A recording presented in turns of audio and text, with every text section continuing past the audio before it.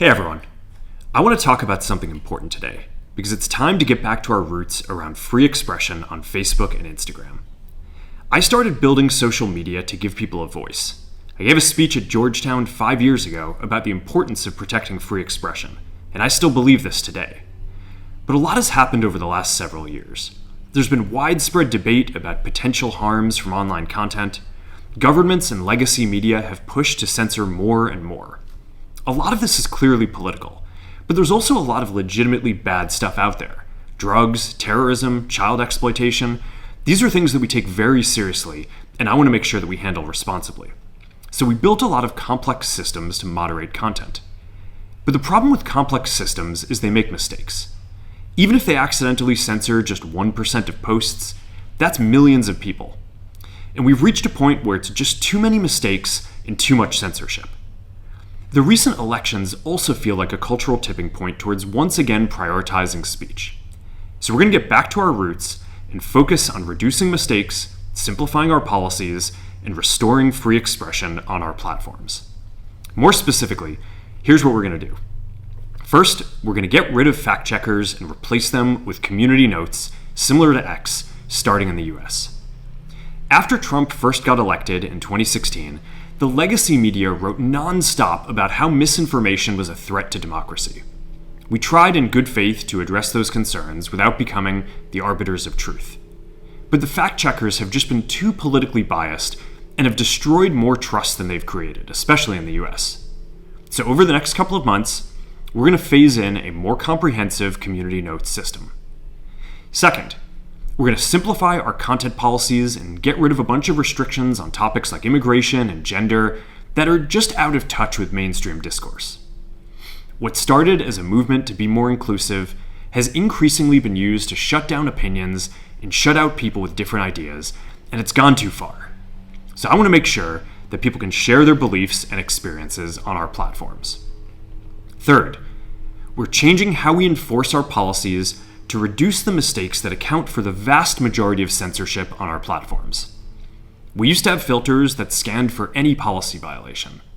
Now, we're going to focus those filters on tackling illegal and high-severity violations. And for lower severity violations, we're going to rely on someone reporting an issue before we take action. The problem is that the filters make mistakes, and they take down a lot of content that they shouldn't.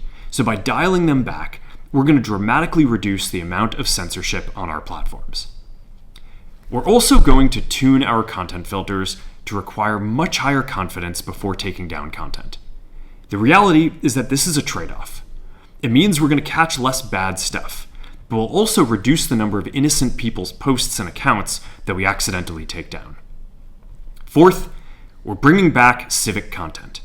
For a while, the community asked to see less politics because it was making people stressed. So we stopped recommending these posts. But it feels like we're in a new era now, and we're starting to get feedback that people want to see this content again.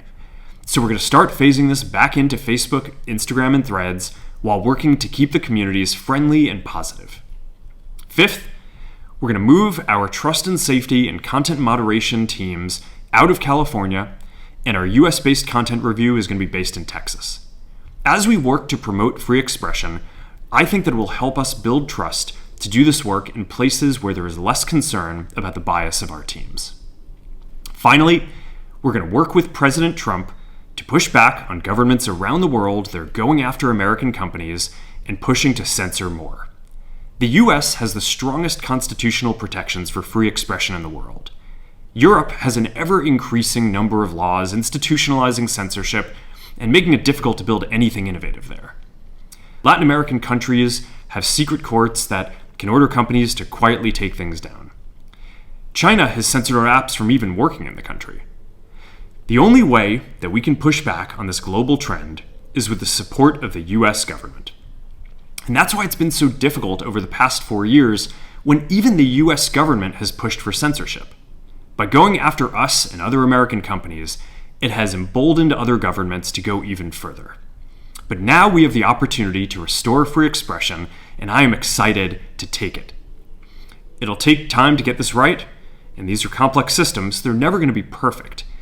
There's also a lot of illegal stuff that we still need to work very hard to remove. But the bottom line is that after years of having our content moderation work focus primarily on removing content, it is time to focus on reducing mistakes, simplifying our systems, and getting back to our roots about giving people voice. I'm looking forward to this next chapter.